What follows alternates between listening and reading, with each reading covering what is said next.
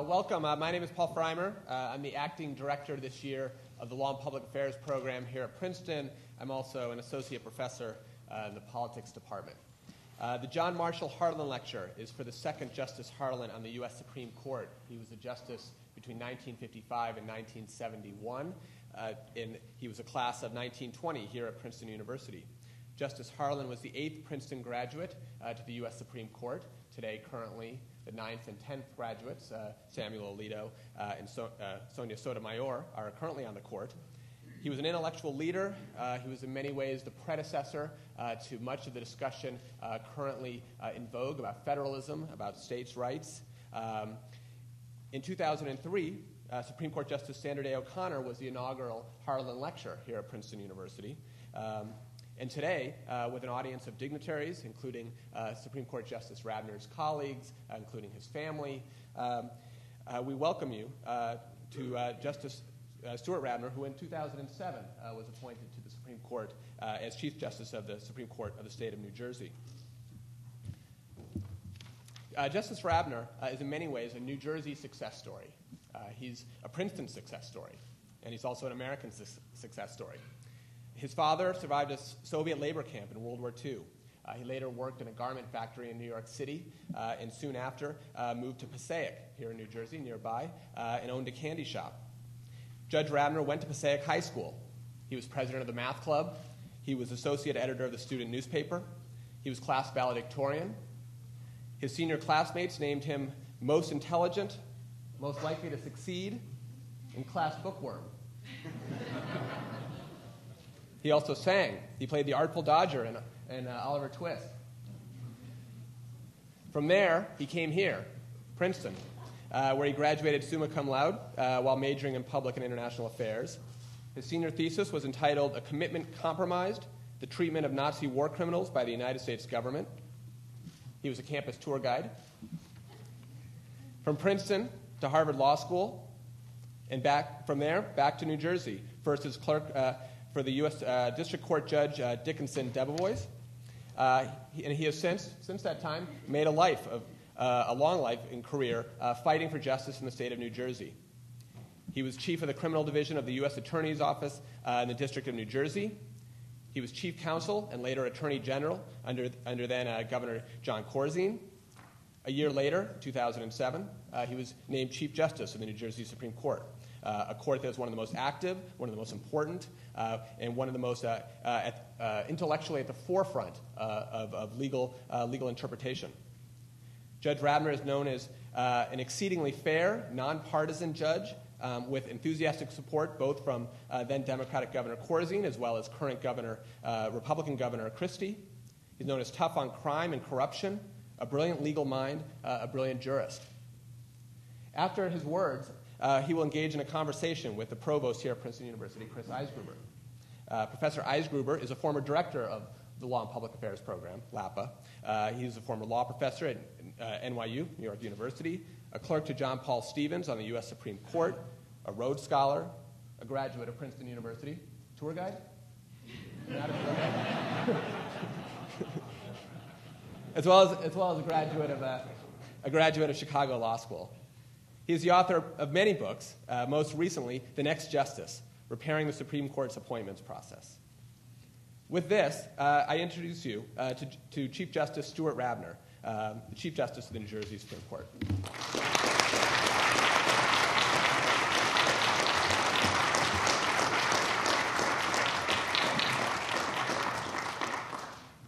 Thank you very much, Professor Freimer, for those kind words, and I'm going to do my best to find out how you got a copy of my high school yearbook. It may take a while because I don't know how many are in existence, but I'll figure this out. I'm deeply honored to be here this afternoon and to have been invited to give the John Marshall Harlan Lecture.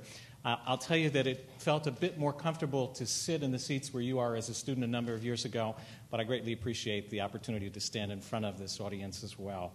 I thought it might be helpful before the provost and I have a conversation to speak a little bit about the New Jersey Constitution and its history and give you a brief overview of our court system here.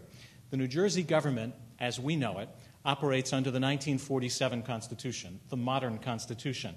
It is the third Constitution in our state's history.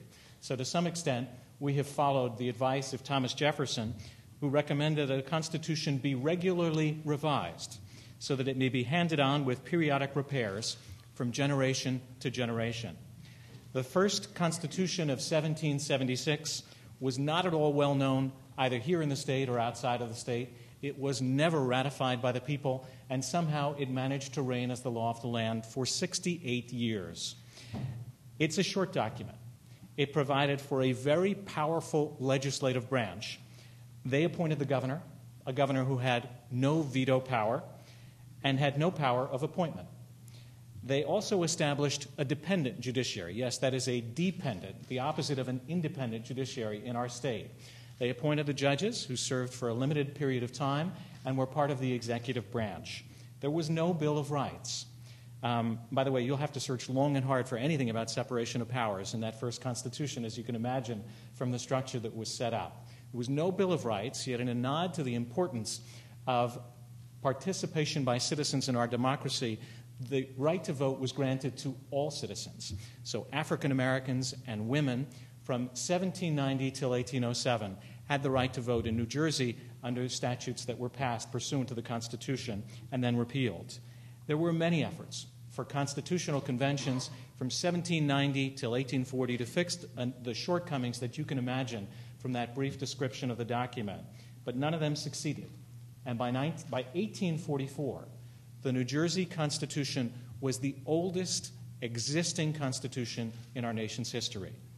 In 1844, we had a new constitution that attempted to address these shortcomings and others that you've heard about.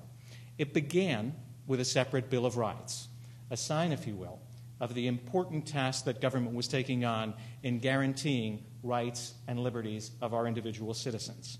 It strengthened the executive branch somewhat, creating an elected executive, a weak executive nonetheless, one who could serve for a 3-year term and not succeed him or herself, although there were only men who served as governor under the 1844 Constitution, whose veto power was so strong that it could be overridden by a majority vote. Think about what you need in order to pass legislation, and you'll appreciate the powers that the governor of the state of New Jersey had at the time. Woodrow Wilson, who some of you may have heard of, and I understand was governor of this state, pointed out that everyone else in government could, quote, smile at the coming and going of governors as upon things ephemeral, which passed and were soon enough got rid of if you just sat and waited. What a lovely metaphor, to have all the legislators wave and smile at the governor with that nice title, but not at all a great deal of authority under the 1844 Constitution.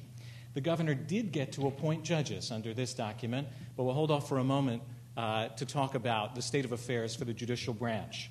The Constitution, in this iteration, restricted the right of suffrage. Women, African Americans, and paupers could not vote. And soon after its adoption in 1844, there were again cries for another constitutional convention to address this document. The proposals for change focused in some measure on restructuring and refocusing our court system, but the legislature declined to pass the legislation needed to call for a constitutional convention. There was a burst of activity from 1873 till 1875.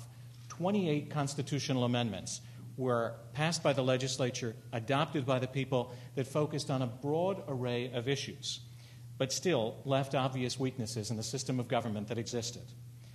The modern Constitution of 1947, under which we operate, grew out of a sustained effort by a series of governors who recognized the weaknesses in that document and what it did not do to enable government and legislators to address modern problems of the 20th century. And at the heart of the debate over revising the Constitution, was a focus on the court. That effort was led by a reformer by the name of Arthur T. Vanderbilt, who went on to become the first Chief Justice of the modern era. Let's talk about the courts a little bit. Before the 1947 Constitution, the New Jersey court system had 17 different courts with overlapping jurisdictions. Cases could be shuffled around from court to court to court so that it would take years before you found yourself with an actual forum where you could seek to vindicate your rights. And at that point, it could sometimes take 2, 3, 4, 10+ years for a decision to be rendered on the merits of a case. Our system regrettably resembled the the kinds of stories that Charles Dickens liked to regale us with about the judicial system. In 1943, a book entitled The English People, written by D.W. Brogan, commented that if you want to see the old common law in all its picturesque formality, with its fictions and fads, its delays and uncertainties, the place to look for them is not London, but in New Jersey. Any law reformer of a century ago would feel more at home in Trenton than in London. What a remarkable accomplishment, although not one that we really wanted to achieve. Still, reforms were very hard to come by, in large measure because of the force of the opposition, led by the legendary and powerful mayor of Jersey City, Frank Hague. To appreciate what Chief Vanderbilt and the other reformers were up against, consider Hague's ideas about individual liberties. This is what he had to say, quote, "We hear about constitutional rights, free speech, and the free press. Every time I hear these words, I say to myself, that man is a red. That man is a communist. You never hear a real American talk in that manner." We're talking about free speech and freedom of the press, mind you. Now, we can marvel and laugh about that, but imagine yourself as a reformer, as Vanderbilt, trying to sit across the table and negotiate a constitution that would address issues of the day, a progressive-minded document, and it's not quite so funny. Ultimately, the fight was taken to the people, who ratified the Constitution adopted at a constitutional convention that took place at a college nearby, not this one, and was overwhelmingly adopted by the people. There have been a number of changes over the year through the amendment process. Today, largely due to the 1947 document, New Jersey has the strongest chief executive among all the 50 states, and a consolidated court system that was later integrated and unified in the mid-1990s in a way to serve the people the best. What happened to the court system? Well, we went from 17 disparate courts that overlap with one another to a structure of 5 coordinated courts that exist today, starting with the municipal courts. You have one here in Princeton. There are 535 throughout the state that handled 6 million cases last year, everything from minor criminal matters to traffic violations to violations of local, municipal, or county ordinances. The first level of judicial appointments by the governor is the Superior Court. There are more than 400 judges appointed at the trial level of the Superior Court, and a number of them at the appellate division that I'll get to in a moment. And they sit in 15 vicinages. Mercer County is its own vicinage. Some of the smaller counties are grouped together to cover the entire state. They're divided, each vicinage is divided into 4 parts: family, civil, general equity, and criminal, with judges sitting and dedicating their time to each of those different subject matter areas. That's where you're summoned when you are called to serve as jurors in our trial courts in the Superior Court. These more than 375 to 400 judges handled 1.1 million new filings in our system last year. There's a specialized tax court with up to 12 judges who handle tax matters, as the title betrays. And if you're dissatisfied with a ruling at any of the trial levels, you may appeal it to the appellate division, where judges are elevated and appointed to appellate division positions from the Superior Court by the Chief Justice, the position of Chief Justice, and they handled roughly 7,000 cases on an annual basis. Finally, there's the Supreme Court, the court of last resorts for decisions that are decided on the basis of New Jersey constitutional law. There are 7 justices of the court who hear matters on all subjects, and the docket is truly breathtaking in the array of issues that come before it. And we hear argument and write decisions on roughly 100 plus cases in an average year. For the most part, cases are chosen out of the 1,200 plus petitions for certification that come to the court each year. And the court looks for issues that are novel, important, unsettled, yet should be resolved, for cases where there's a conflict at different panels on the appellate division level so that we can resolve the conflict and attempt to provide guidance to the trial court judges, for substantial constitutional questions, and for any case, any reported decision out of the appellate division where there is a dissent which allows for appeals of right. And fortunately, there are not many of those, so the court has the ability to control its docket thanks to the care that the appellate division judges take in that regard. And if, of course, the Supreme Court bases a decision on federal constitutional law, there is the possibility of an appeal to the United States Supreme Court, a petition for certiorari there. So let's step back for just a moment from this whirlwind tour of New Jersey's constitutional history and take a look at the evolution of it. In 1988, legal historian Lawrence Friedman wrote about what had occurred, and he said that New Jersey's governor is recognized as among the strongest leaders of a well-organized executive. The state Supreme Court is known as among the top state courts in the country. This is a strange pattern. Almost 2 centuries of state constitutional obscurity followed by 40 years of leadership. And I hope if someone objectively updated that article today, they'd add some years to bring us up to 2010, and the number 40 would be a larger one. Also, if imitation is the highest form of flattery, then Hawaii and Alaska paid New Jersey the highest of compliments when they set up their court systems. With 4 dozen models to look at, they patterned the court systems that they established after the New Jersey model. I can still remember sitting in first-year law school classes and listening with pride as the professors spoke about the New Jersey Supreme Court with great praise, talking about the caliber of its decision-making, its independence, its rich history of protecting individual liberties, and the caliber of its appointees. And as I say that, I think about the members of the court throughout the modern era, including the number who are here this evening, people like Senior Associate Justice Virginia Long, who has been a judge for 30-plus years and has written thousands of thoughtful opinions, none of them unthoughtful. Associate Justice Barry T. Albin and Roberto Rivera Soto, equally distinguished in their careers, but they've written fewer opinions than Justice Long. And seated in the center here is retired Chief Justice Deborah T. Poritz, who is a model of all that is extraordinary about court systems in the modern era. I know that each of them could offer their own insights into the subjects that we'll be talking about, so I certainly hope that the dinner that awaits them is extremely good and is their reward for having to listen to me speak about these issues and trying to do so now. Let's shift direction a little bit and talk about another set of responsibilities that the position of Chief Justice has in our judicial system. It relates to the administration of justice in New Jersey. The Chief Justice oversees the administrative office of the courts that was established to run our court system by the 1947 Constitution. Now, our court, of course, is a separate, independent branch of government under the modern Constitution, and it's comprised of 9,000 employees.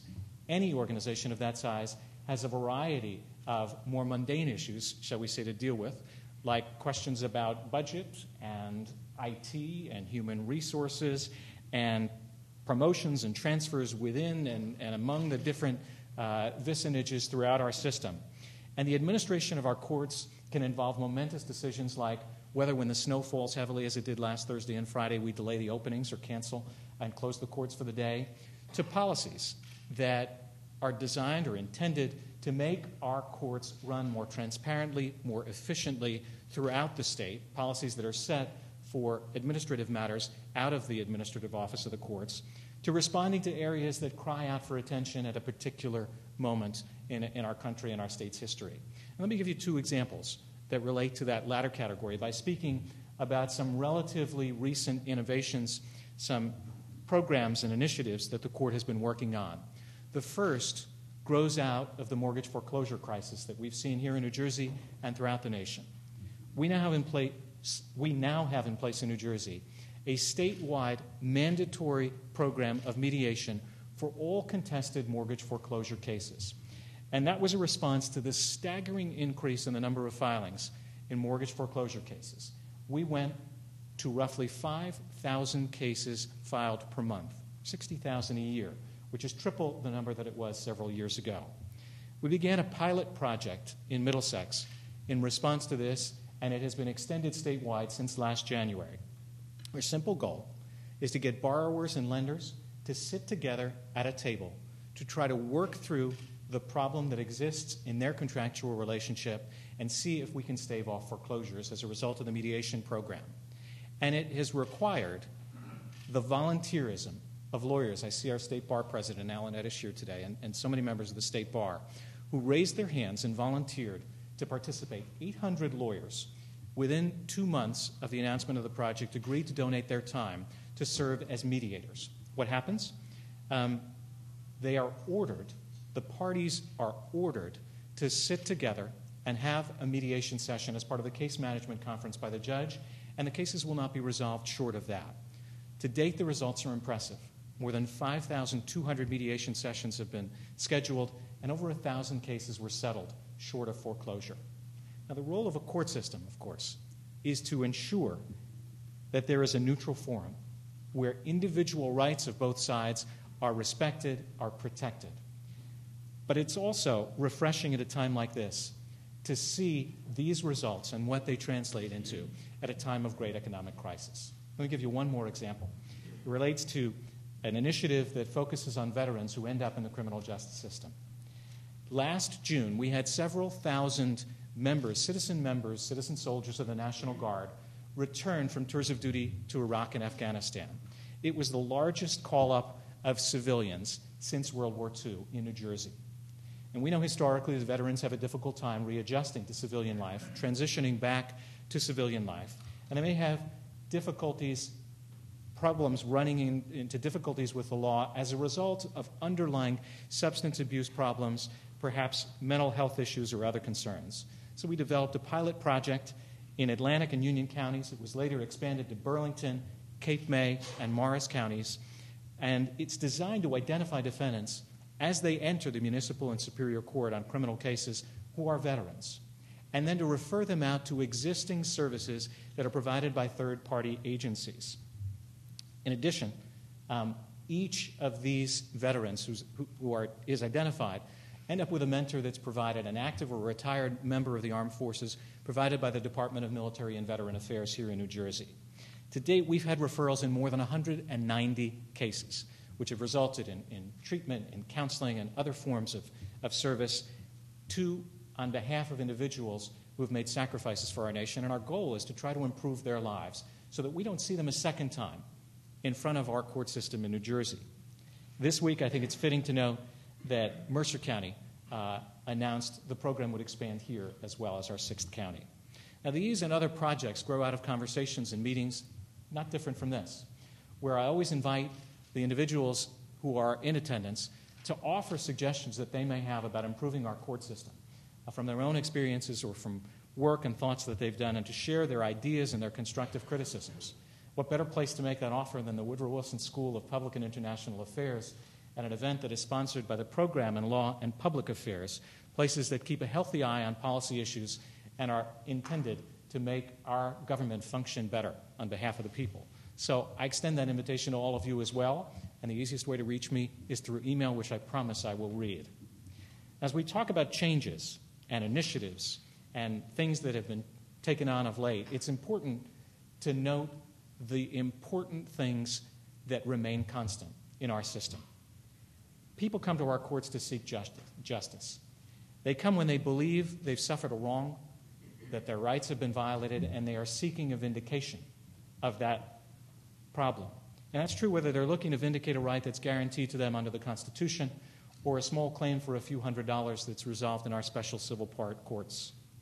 When they enter the court system, they're entitled to a careful, thoughtful, and prompt review of the claims that they have presented. And they're also entitled to an honest, impartial, and wise decision that attempts to address those issues. One that rests only on the facts and the law before the judge or justice attempting to review it, that doesn't in any way look at the background of the individual or who the parties before the court are. And while litigants have every right to walk out of our courts thinking that the decision reached was not the right one, and sometimes as many as 50% do, we hope that when they walk out, they believe that they've been treated by a process that handled the matter fairly, and that they've been a witness and a participant in a process that was designed to mete out justice fairly in an even-handed way. That is the benchmark for any constitutional judicial system.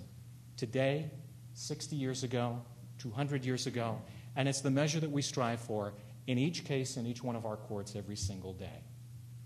I want to thank you very much for listening to a little bit of backdrop about the history of our constitutions and the court system, And with your permission, I'll join the provost for a conversation at the chair there. Thank you. Let me start off by saying what a pleasure it is for me to have a chance to welcome Stuart Rabner back to Princeton and to participate in this conversation, and more than that, to recognize Chief Justice Rabner and his distinguished colleagues on the Supreme Court. I think it is true without a doubt that as a result of the reforms of the 1947 Constitution that the Chief Justice laid out for us in his remarks and the track record of the court since then, that we are fortunate to have in the state of New Jersey one of the most distinguished state Supreme Courts in the United States. We have arguably the best. It would be a little bit too parochial to claim we definitely have the best, but certainly that's the way I would feel about our Supreme Court. So this lecture series was created to bring to Princeton distinguished justices from the high constitutional courts that matter in the world, and it is wonderful that our first lecture by a state constitutional court justice is from our very distinguished court here in New Jersey. So thank you very much, Stuart, for coming back here. I'm going to start off with a set of questions, many of which are going to be about the background of our court, in part because although this is an extraordinarily distinguished court, it is one that I think people know less about than they should. I should let you know in advance, though, that if you sit there listening to this conversation thinking, why is the provost asking those questions when you have a much better question to ask, there will be an opportunity to ask questions from the floor, and we'll make sure that we have at least 20 minutes for that. Stuart, I want to begin by asking you to say a little bit about what happens behind the scenes at the court as you decide cases. This is something that nobody can really learn about except from judges and justices themselves. People sometimes expect at the U.S. Supreme Court that there's a lot of kind of informal conversation going on among the justices. There's a metaphor people like to talk about, a sort of a national seminar about the Supreme Court, and people are often surprised to learn that very little of that kind of conversation actually takes place. There's a lot of formal written exchange. So maybe you could say a bit about how cases are decided at the New Jersey Supreme Court. We operate on a 2-week cycle. The court will hear cases typically on a Monday and Tuesday, as we did last week, and then conference the case the following Tuesday, which we did yesterday. And then this coming Monday, we'll have another set of cases to address. It's carefully structured that we don't talk about the cases after argument except for certain limited circumstances. So we will finish our work in hearing cases during the course of an argument session, go back and deal with petitions for cert and other matters, and hold for the next week the discussion about the actual case. And that's done so that we can absorb the arguments that we've heard, rethink positions, do a little additional research that the back and forth of the argument and questions by our colleagues may have generated from the argument. And then the following Tuesday, we gather in the court's conference room, which is one of the most beautiful rooms in state government, I will tell you. It rivals Nassau Hall's faculty room, although it's a little less grand in size. As a former Orange Key guide, you're authoritative on that question. And I can tell you about its grandeur because there are portraits of the Chief Justices all around the room, and it feels no matter where you're sitting, they're staring right at you. So our conversation about cases takes place in that setting. And we go around the table in a structured way where a person is called on. The chief will ask someone to make a presentation, and then we will go around the table and discuss it. No one can interrupt a presentation other than to ask a question or to seek clarification. And it does not break out into a free-for-all until all 7 justices have had a chance to make their position known so that everyone has an ability to help shape the opinion. And we'll continue to go around the table for as long as it takes, in that order, until we have both a majority and an agreed-upon way to reach that majority, a set of principled reasons that the majority opinion can have. There's not informal back and forth generally that takes place. There are emails, but we don't sit in the same building, so we're not walking into each other's chambers to discuss cases, as either does or does not happen at the United States Supreme Court. And then the conversation will continue. Occasionally, a case is reconferenced if there's a need to do so. Opinions are circulated by the author assigned to write it, and it can take anywhere from a couple of weeks to a number of months, depending on the complexity of the case, for the opinion to come back to conference, where it is again discussed and everyone has an opportunity to weigh in on their thoughts on the opinion at that time again. So would it be very uncommon if you had a knotty case to reach out to one of your colleagues by email or even by telephone? I use email all the time, as you probably have figured out from our conversations. And I'm not going to say that it never happens, but it is not the routine that the court follows. Now, when Supreme Court justices who have a very similar style of interaction, and I wonder if there are courts that function differently, or whether this is really a defining feature of constitutional courts, at least in this country. But when Supreme Court justices at the national level talk about these sorts of things, they also like to remark upon the court's special and distinctive rituals that they say mediate some of the tensions that otherwise exist, such as the handshakes that take place before the beginning of each term, where every single justice shakes hands with every other justice. That would require slightly fewer handshakes on your court with 7 justices instead of 9. But do you have similar rituals that we have some rituals that I'll say are long-standing, and then we have some new ones as well. Not a handshake. If they have one, they haven't clued me in on that yet, so I'm unaware of that. But the 7 of us, and only the 7 of us, are in conference when cases are discussed. There are no law clerks. There's no one else, and from what I read, that's the pattern in Washington as well. So that means that every justice has to have the understanding of the nuanced issues before them and is not able to rely on others for that. The chief, I will call on someone to lead the discussion, and then we talk about it in descending order of seniority around the table.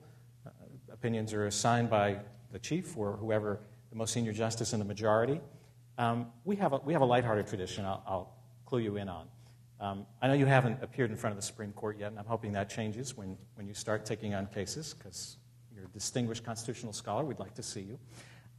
potential clients would be worried about me taking on their cases? But anyone appearing in front of the justices can ask for 5 uninterrupted minutes of argument to begin their presentation. So they're not peppered with questions from the outset by the justices and can try to get their point across. Our system for enforcing that consists of the following. If a justice asks a question in the first minute, they're fined $5. If they ask a question in the second minute, it's $4, until the 6th minute, when, of course, everybody is free to ask questions in respect of the attorneys who've asked for those 5 minutes. And we do that, as a congenial way to try to allow advocates the opportunity to make their point. And also, we collect money to pay for a luncheon for the law clerks at the end of the year. You've given me a new idea for faculty meetings. There are some newer traditions as well. In the last 2 years, we've started conferencing on some matters that we don't get to in the 3 days that we're together by video conference. That works especially well for cert presentations that we haven't been able to get to. Based on the technology, someone will speak and recite, and there isn't that need for a back and forth that you would have when discussing a case. But I have to say, I think my greatest contribution is bringing into this august, formal setting pizza lunches on occasion. So. Well, let me ask you a question then about how you got to this august formal body, or more precisely about the process. Given that I write about appointment processes for the U.S. Supreme Court, I'm frequently asked, particularly if I speak in New Jersey, about whether or not New Jersey's method for appointing Supreme Court justices is better. And what people call attention to in particular is the tradition that requires a rough political balance on the Supreme Court, that there ought not to be more than 4 Republican or Democrat justices out of the 7.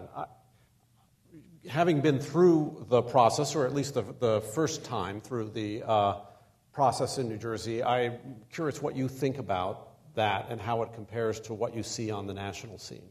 Well, that's one of 2 very significant points about New Jersey's process for appointing judges that are worth highlighting for a minute. The first, that we take for granted on the national level, is the fact that most states have elected judges.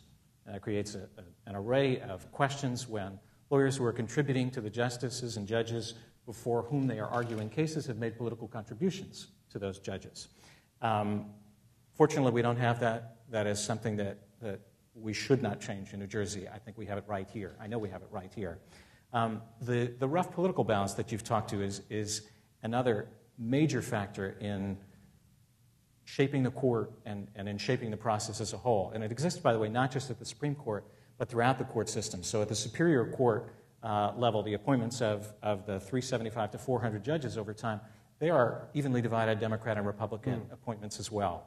But the fascinating ramifications when you think about appointments at the national level come out of the balance at the Supreme Court, where it's roughly 4-3, usually 4-3 or 4-2-1 and an independent, depending on how that is looked at. What that has meant is that in 1947-48, when the court was constituted, a Republican governor who had 7 appointments to make appointed 4 Republicans and 3 Democrats. And every single governor since then has appointed or reappointed. It's an initial appointment of 7 years, and then a reappointment and reconfirmation if the judge or justice is fortunate from that point on until age 70. You have tenure till age 70. Every governor has appointed somebody from the opposite political party at some point. And if you step back, think about what that has done, there are some obvious differences between the makeup of our court as compared to other courts. For example, looking at the United States Supreme Court, the justices all, by and large, recently come out of appellate positions in the federal courts of appeals. Our court has 3 extraordinarily highly regarded appellate division judges who were elevated to the Supreme Court, and 4 justices who came from other positions, whether in government or established, well-thought-of positions in the private areas of private practice. We have 3 sitting justices who were heads of cabinet agencies, heads of important positions and agencies within government, something that used to happen on the national level, but we don't see very much of anymore. And I think there's also a built-in moderation in the process. If a governor is reaching across the aisle to appoint someone, it's unlikely that you will see them appoint someone that the governor perceives to be on the fringe of the other party. So I think that's been healthy and has led to the differences that you can see. There's something very attractive about the idea of saying to a governor or a president, look, you need to appoint justices or judges more generally that include people from the other party whom you respect. And it's not something that we see on the national scene at all right now. Do you have a view about whether or not the New Jersey model could be adapted at the national level? Well, I know from reading a book that I read about the appointment process recently that I want to know the answer to this question when I get it. I'm going to flip it back, as you'll see. The last time I think this happened was when Eisenhower appointed Justice Brennan. Justice Brennan from the New Jersey Supreme Court. And not since. I think there's a little bit of hubris for us to say this is a great model that everybody else should adopt, but people can look at it objectively and evaluate it when they write their next book. Okay. Let me switch from the court to the Constitution or the constitutions that it interprets, since you get cases involving provisions both from the New Jersey state constitution and from the U.S. Constitution. Maybe you could start by saying a little bit about what the court's docket looks like. When people think of the U.S. Supreme Court, there are a certain set of cases that immediately come to mind. Abortion, increasingly now gay rights, gun control was just argued this week, the death penalty, the Establishment Clause. Is that what New Jersey's docket looks like, or is your docket different from that? It's different, but I would imagine that the U.S. Supreme Court's docket is different than what people talk about it looking like. And that's certainly true of the New Jersey docket. The discussion about the court and its docket, if you were to Google the New Jersey Supreme Court, I suspect you would have most of your hits on issues like Abbott v. Burke, the education funding formula that has been litigated over the years, Mount Laurel cases dealing with affordable housing. Those are the areas that attract the greatest degree of public attention. In the nearly 3 years that I've been on the court, we've had no Mount Laurel cases and we've had an Abbott case. So that gives you a feel for the disconnect between the reality and the perception based on the popular conversation. Not that there's anything wrong with that conversation. Those two areas are vitally important to our state, and it's no surprise that they get a great deal of attention.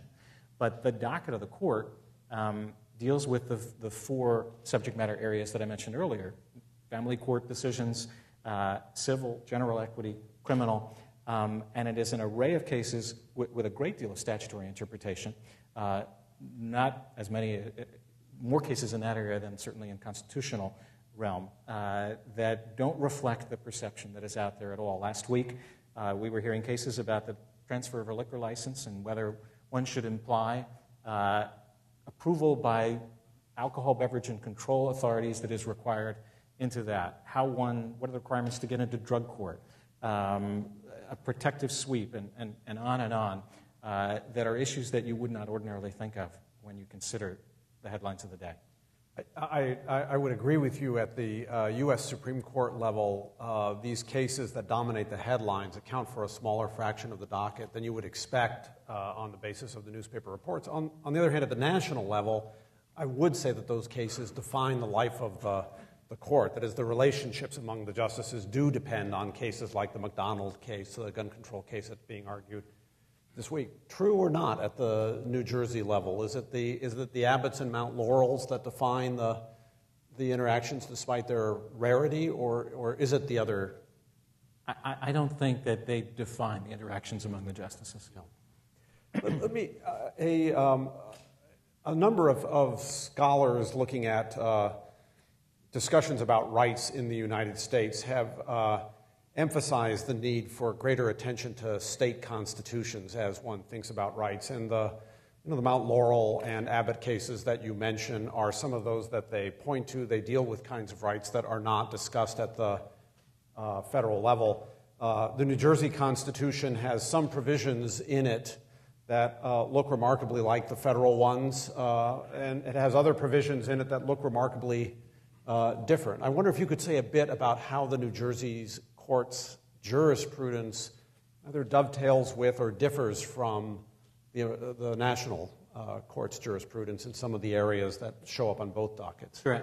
I think just to step back for a second for those of you that haven't yet gone to law school, we obviously have a system of dual sovereigns, dual constitutions that interact and that are interdependent in some way, but they are separate doctrines.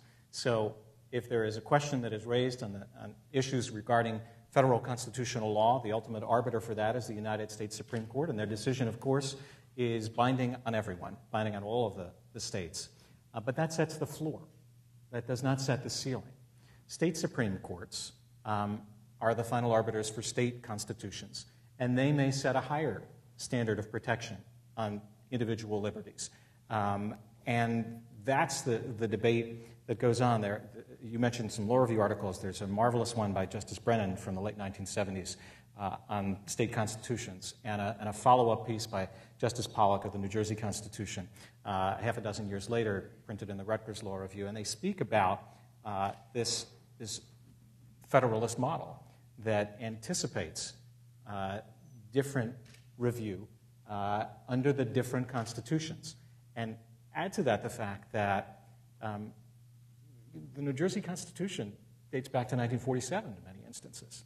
And we don't look back to 1787 or 91 in the interpretive process. So that is another level. There's a couple of schools of thought, and then I'll give some examples of the divergence. There's a well-known opinion, State versus Hunt, and a concurrence by then Justice Alan Handler, a constitutional scholar who was on the court at the time, where he laid out a series of factors when it's appropriate, in his judgment, to diverge from the federal Constitution if you're looking at a constitutional question. And things like look at the text for differences in text, look at the legislative history, look at local practice, local tradition if there are differences in that way. And then there is a school of thought that says, that's an elegantly written concurring opinion, never captured the majority, and here's why. It diminishes a state constitution to say that you begin the analysis of that constitution by looking at what the federal constitutional law is. It's an independent document that justifiably is entitled to an independent constitutional analysis. So take the area of the Fourth Amendment, the Search and Seizure Clause. The two constitutions are virtually identical in their language. The Fourth Amendment clause mirrors, the New Jersey clause mirrors, Article 1, Paragraph 7 mirrors what's in the Fourth Amendment. And yet they've led to divergent interpretations.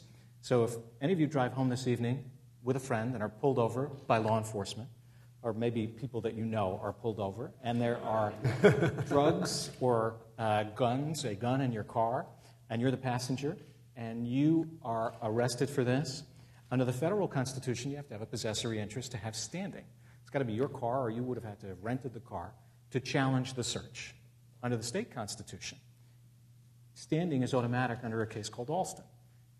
If you are charged with a possessory crime, you get to assert a challenge to that search by the police. And that has happened time and again. Consent searches are different. Same clause, different interpretations. You need a knowing and a valid consent to allow a police into your home, police officer into your home to conduct a search. The New Jersey Constitution provides for elevated protection. Police have to tell you that you have the right to refuse consent. And then there's a host of areas where, under New Jersey constitutional law, there's an expectation of privacy that doesn't exist under the federal Constitution.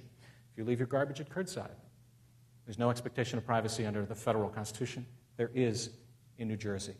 If you give your records, as we all do, to banks for your banking business, it's deemed not to have a protection of privacy under the federal law.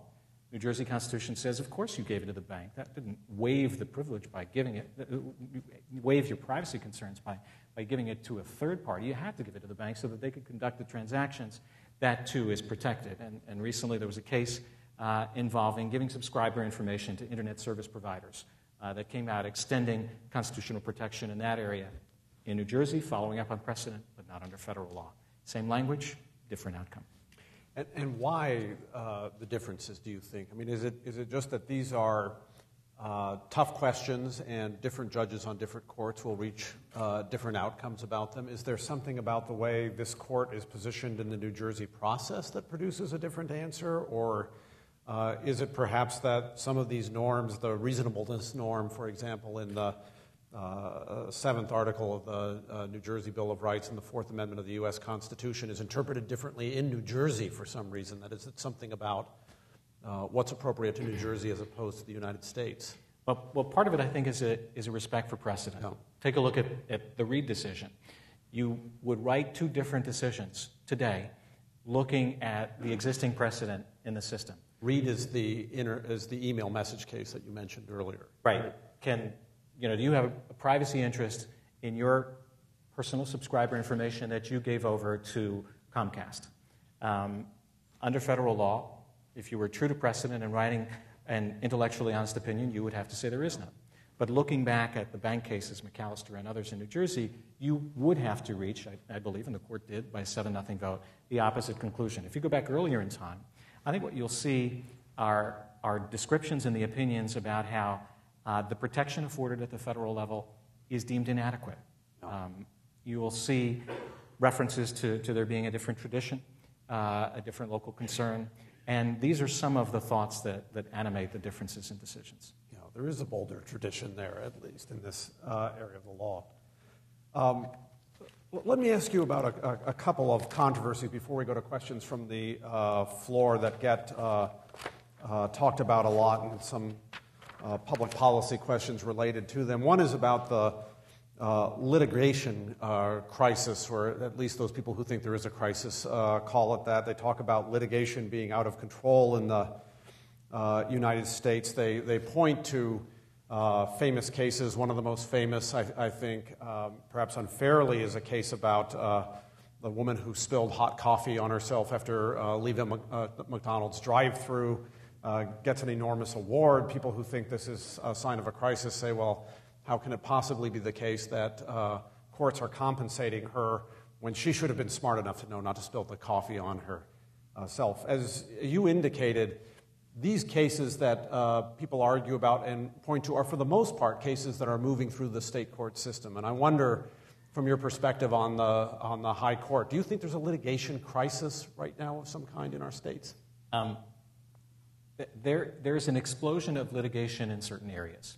Now, if you looked at our 1.1 million filings last year, I'm sure that somebody with the time would be able to find a case that has the feel and the sensationalism of the hot cup of coffee case. As is true if you look at a million of anything. You'll find something, and I have respect for newspaper reporters who would seize on that case and write about it because, of course, it would get our attention. But we monitor closely the filings and the kinds of cases that we get to make sure that our resources are allocated in the right spots and that we have enough judges to deal with them. And the explosion is in the mortgage foreclosure filings, with 60,000 filings last year. The credit card debt cases that we are seeing far more of as people are falling behind on their payments. It's not in hot cups of coffee. No. Well, let me ask you to elaborate a little bit on that last remark and generalize it, since, as you note, you've got responsibility not just for the decision of cases, but for the administration of the court system. You've talked already a bit in your remarks before our conversation and in what you just said about some of the cases that are entering the courts as a result of the recession that we're now in. The recession is also putting a lot of demands on state services of various kinds. How do you see the recession right now affecting the New Jersey court system, and are there things that the state needs to do in order to make sure that the New Jersey courts continue to be able to render justice in the way that we expect them to do? It is a real issue. It is a real concern. We had to deal with $70 million in shortfall for the last 2 fiscal years for the judiciary as a whole. And that's a great deal of money when you're talking about a budget that averages $600 or so million in state funding. And we're an agency that is people-driven. More than 90% of the money that the judiciary gets goes to pay for probation officers and court clerks and the judges and their staff and so on, those 9,000 employees that I mentioned before. So when we have a shortfall of that size, the natural place that we have to end up looking is staff. And we have had to reduce by 470 the positions within the judicial branch these last 2 years. We also had to defer IT, computer expenses, which is the opposite direction of where we need to go. It's a change that I'll mention to go to the second half of your question. The great worry as we look ahead to this coming year and the years that follow, we have a $9 to $11 billion budget deficit that we read about in the newspapers. I worry that the court cannot continue to afford losing hundreds of employees each year and provide services that are essential.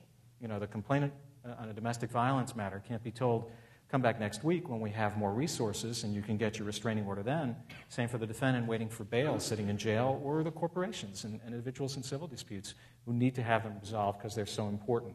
And in terms of change and partly the impact of recession, we need to make sure that technology comes into the courts in New Jersey more than it has to date, so that the 20-year-olds here who will go on to law school and practice law in New Jersey in 6 or 10 years can access from a laptop the case file and the judge's decision and have scheduling matters taken care of and do their research and file their brief from home, because that's how the next generation of lawyers will be practicing. And we need assistance to be able to fund that up front. It will lead to tremendous savings on the back end, but we have to prepare for the next generation of lawyers and the functioning of the judicial system in that way. I mean, there's a great irony, because the federal court system, which has its own budget stresses and issues, but nevertheless is a system which is better funded than most of our state court systems and has a much smaller and much more heavily constrained docket than the state courts do, where the numbers, I think what you said, was 1.1 million filings. What are your options under circumstances where you are reducing staff, and where, unlike other government agencies, for example, you can't make a choice about whether or not to cut back what it is you're doing, right? You're triggered when somebody walks into a court and demands their day in court. I don't want to get too much into the weeds, so stop me if I do. But there was a very thoughtful analysis of the judiciary staffing that was done years ago. So there's an overall plan. In an ideal world, we would have this many people working in this area, and it's remarkably specific. You need a docket clerk for X number of filings of Y type of case, and so on. 3 years ago, we were at about 84.5% of that model at 100. And we have attrited positions across the board to roughly 80-81% right now. And we're able to manage what we need to do. I shudder to think what would happen if we had to go substantially below that, because then we would be talking about a triage type thing, which could be very, very dangerous, not to meet the needs of people.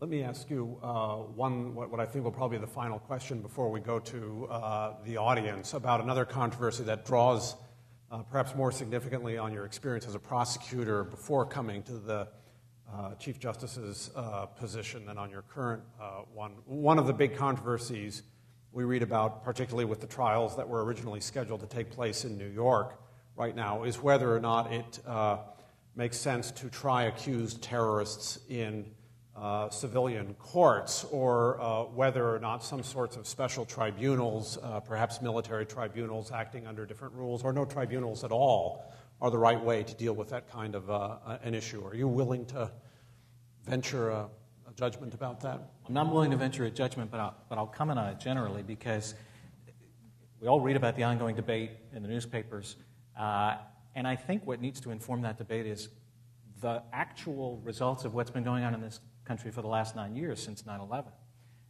We've had hundreds of cases prosecuted in federal court involving terrorism charges, and they have afforded the defendants the rights that are due defendants in our system of civilian justice, and the conviction rate is quite substantial, and the sentences are likewise very substantial. I tried one of those cases. A fellow by the name of Hemant Lakhani, who was a British national who tried to broker the sale of shoulder-fire missiles into New Jersey to be used to shoot down planes out of the sky with civilians over Newark International Airport. And we brought in an intelligence officer from Russia and from Great Britain to prove the case. There are safeguards built into the system, the federal district court system, to deal with questions of intelligence or national security and make sure that that the defendant gets a fair trial, and yet that there is protection for that type of information. Look at the other side. There have been, I think, fewer than a handful of cases where people accused of wrongdoing in the United States have been talked about as possibly being headed toward military tribunals. The subway bomber in New York and maybe one or two others. And those cases ended up in federal district court at the end of the day. So I think the executive branch, of course, makes this decision and should look at these questions as well as questions of deterrence and intelligence and national security. But at the end of the day, I hope the conversation takes place informed by the reality of what has occurred over the last 8-9 years, and the judicial branch will not be deciding where those cases should go. I agree with you that it can't be the judicial branch at the end of the day that makes that decision, but I also agree that the record that we have is one that should inspire some confidence about that, and that I would add the benefits to respecting the rule of law under these circumstances are quite significant. Let me, with that comment, invite people to ask questions. I'd like to go first, if any student has a question, to a student who might want to say something. We have a microphone here. If you can come to the aisle, just so people can... Pardon? Oh, somebody else is going to come. Okay. I will say and remind you, so that the Chief Justice doesn't have to do it, that it is not possible for him as a sitting judge to comment on cases that are pending before the court or issues that are very likely to come before the court. So I appreciate his candor and his willingness to talk with us this afternoon, but I certainly understand, and I hope you will understand as well, that there are limits to the set of questions that he can answer given his responsibility to be impartial to the parties who appear before him. Hi, I'm Molly. I'm a senior in the Woodrow Wilson School here. I'm writing my thesis about sort of diversity in the judiciary, and my own empirical research and the work of others has shown that judges' backgrounds influences their decision-making, even when you control for various factors like ideology. But my research shows that a black judge, for example, all factors held constant, might be more likely to support a plaintiff in a housing discrimination case, on average, on the whole. Does this challenge the prototype of the judge as someone who just sort of applies the facts and the law? Well, I'd be curious to see how you got to the conclusion that you did. So I'm not going to comment on that, but I will point out this. We, of course, look at the rate of appointments, and we look at where people are positioned within the judicial system with an eye toward diversity as well. More than 50% of leadership positions within the state judiciary, those would be assignment judges, presiding judges over the different subject matter areas, are women, people of color, minorities broadly defined. And I know that if you follow the popular debate, there has been a careful focus on making sure that appointments to the bench reflect the makeup of our state by recent governors as well. Okay, thank you. Additional questions? Daniel. Justice Rabner, do I need to use the mic? Yeah, please do. It's not that far.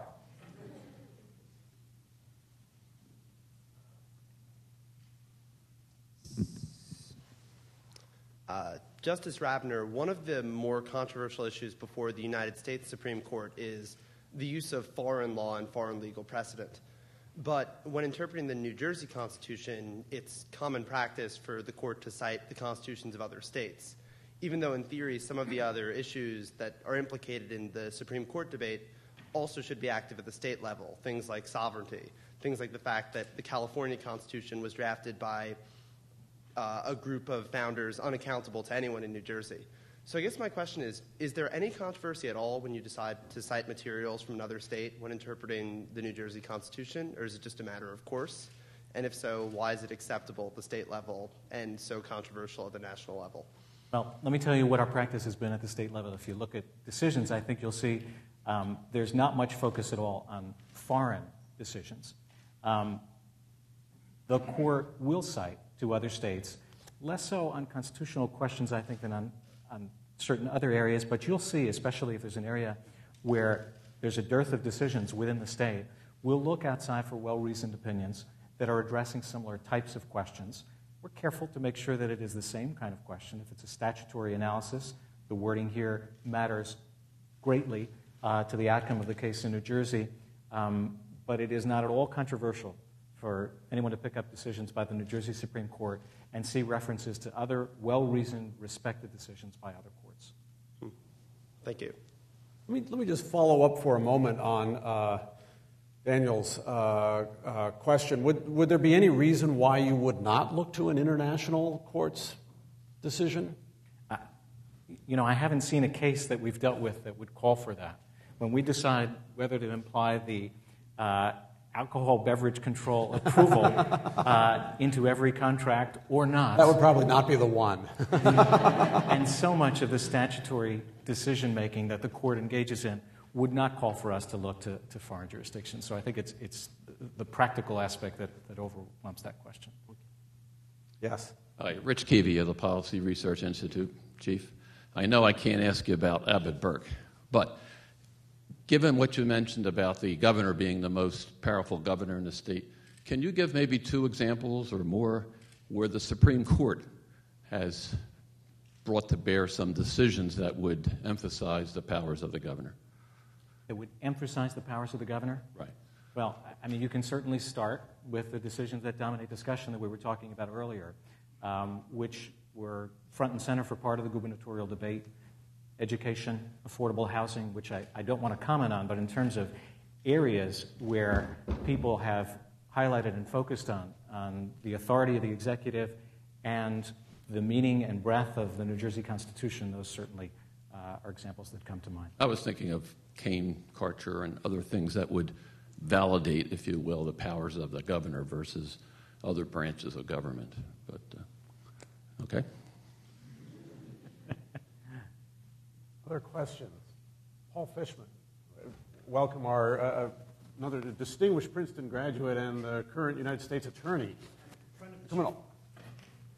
And the provost, Paul. One of the things that's always struck me as one of the more remarkable differences between the state and the federal system is one that you didn't allude to, or you did but didn't quite discuss, which is in the federal system, the appellate bench is appointed by the executive with all the attendant confirmation problems that Chris, you have highlighted Rich Saul a little bit for the circuit courts. In the state system, the appellate bench is appointed by the Chief Justice, which is a remarkably different system, I think, from maybe any other state, but certainly from almost every other state. And since you grew up in the federal system and now are in the state system, I'm curious whether you sort of reached any conclusions about how they work with respect to each other and whether one has disadvantages or advantages from the perspective of the judiciary as opposed to the political process.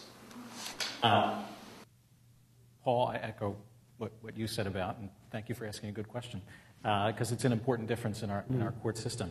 The advantage to having promotions from the trial-level bench to the appellate division and not having appointments made directly through the political process there are that you don't see people joining the appellate division without having demonstrated, their depth of ability and skill in the areas, the cases that they have resolved. So that there's a careful look. I consult with sitting members of the appellate division. I get a sense from people that I trust about who might be ripe for this kind of an appointment. It is an important responsibility, and I think if you look at the caliber of those who sit on our appellate division, and I know there's an appellate division or two judge here today, they are exceptional people, and that I hope is in part response to the process that goes into their elevation. Other questions? Dean Chris Paxson. Thank you. I really liked Paul's introduction of you, but he skipped a little bit too quickly from the orange key tour to where you are currently. And I guess, given that we have a number of students in the audience who will be maybe going to law school, I was hoping you could say a few words about how you chose to go into a job that is a public service career instead of going to a Wall Street law. Thank you. I get asked questions by students thinking about going to law school or law school students about thinking about their careers, and many of them come with a mental checklist, it seems, about what they think they should do in order to get to the spot that they hope one day to get to. And I try to tell them all to do what feels right to you, what you're interested in. If you want to go to the Woodrow Wilson School, as I did because I enjoyed policy and history and politics, then that's the place for you. But if you want to study art history or philosophy, there's going to be a place for you in the finest law schools in the country, and that you should listen to the inner voice in terms of figuring out what you want to do. And the same is true for career. I went to Harvard. I think, after the clerkship year, 95% of students at the time at Harvard Law School went directly to firms. That's wonderful if that's where you want to be. And I think it's wise to use the summer experience to test the waters. Go to a big firm, go to a medium-sized firm, go to a public interest employer of one sort or another, just to see what it's like before you find yourself moving with the crowd. And that does happen to some extent. For me, it was a calling that I felt. It set me apart from so many of my friends and colleagues in law school. And I think that's the message. You need to continue listening to the voice inside of you as you're deciding what's right for you. They're all honorable positions, and you can make a meaningful difference. I was drawn to public service and thought that would be the most attractive option in that regard, and I wanted to try cases, and it all came together in that fashion for me. I worry about people who enter with a preordained notion of what they should be doing and kind of know it from the age of 15. I'm much more comfortable when I'm interviewing people and they tell me, I'm not really sure what I want to do, because that means they're going to go through the process of exploration. Let me ask one other question following a bit on this and a bit on Paul Fishman's question. Given that you yourself have been nominated, obviously, and confirmed, and that you're also involved in the appointment of judges, what is it that makes a good judge? Certain kinds of experience, empathy, legal acumen? What should somebody who's making an appointment be looking for? A strong conviction? Of course, legal acumen. I mean, you start with wanting to make sure that you have the caliber of person that can not only reason through hard questions, but come to the right decision, and a person who does not bring an ideological agenda to the fore, but is open-minded and willing to listen and reconsider positions and work hard and try to get to the proper end result. Empathy. I mean, wow, that's a loaded word these days, of course, in light of the Sotomayor hearings, but the notion that we want people who lack empathy or that we should somehow dance around the word is an unusual one. We want people to have empathy, whether they're professors or judges or the clerks at Wawa or librarians, because that makes for a better person. It doesn't preordain the outcome in a case. A judge still has to follow the rule of law. If you're interpreting a statute and the person falls on one side or the other, you can't rule differently because you feel sympathy. And I think the same is true for a professor. If somebody comes to you having flunked a course and they need a B- to make it onto the swim team next semester, and they beg and they ask and they cajole, and you realize they didn't submit the papers, they failed the final, they didn't show up, you can't, even though you feel empathy toward them, you can't give them that B-. It wouldn't be fair. So I think it certainly is one of a number of factors. I hope lightning doesn't strike me for saying that down now. But it is not a factor that enables you to avoid the obligations of the position. We have time for one more question, if we have one more from the floor. Yes.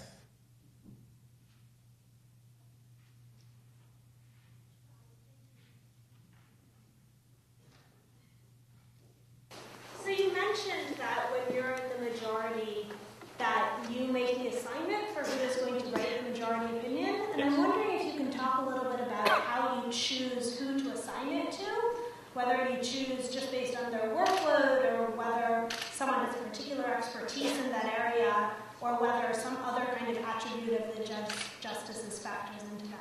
Of course, we have three of the Chief Justice's colleagues here who either know the answer or are wondering. My question to you was, did any of them pay you to ask that question? I hope they won't be surprised to hear that my approach is that a court that is happy is going to function better. So I listen to the discussion. I listen to the questions. I listen to what happens at conference table. You can get a sense whether someone feels passionately about an issue that they really want to write on, or maybe they've written on before. And it's not impossible for me to figure out. Members of the court are respectful and don't ask for decisions, and I'm grateful for that, and I hope that tradition continues. But that is one thing. You start with, is the person in the center of the decision that is going to be reached? I try not to assign an opinion to somebody who is on the fringe or attempting to push in a way that would not reflect the court's view, because that's going to create a lot of work on the back end when the draft opinion circulates and the justices get together and say, that wasn't exactly what we had in mind. So I try to avoid that. I keep a chart of the level of complexity of the cases as I think they are, how much work goes into them, how important they are, whether I think the person wanted them or didn't want them, and I look at that. Each time I sit down, tomorrow I'll sit down and try to make opinion assignments from last week's batch. I'll have the chart in front of me. But my goal is that all of us get the opportunity to handle cases of importance, of interest to the particular justice, so that we have a collegial court that works well and works well together. I hope that comes across sometimes in the way they are assigned from the perceived view of the justices. You may hear from them at dinner, but before we close, I want to say again how fortunate we feel in the state of New Jersey to have such a distinguished high court and such a well-respected judicial system in general. As you've said, Stuart, the quality of a judicial system depends on the legal acumen and the integrity of the judges who serve in it. And we are pleased here at Princeton and very proud at Princeton to have you as our Chief Justice, delighted that your colleagues have been able to join us both from the Supreme Court and from other courts who are represented in the audience, and grateful to you for taking time out of your busy schedule to be with us here this afternoon. Thank you. It's terrific.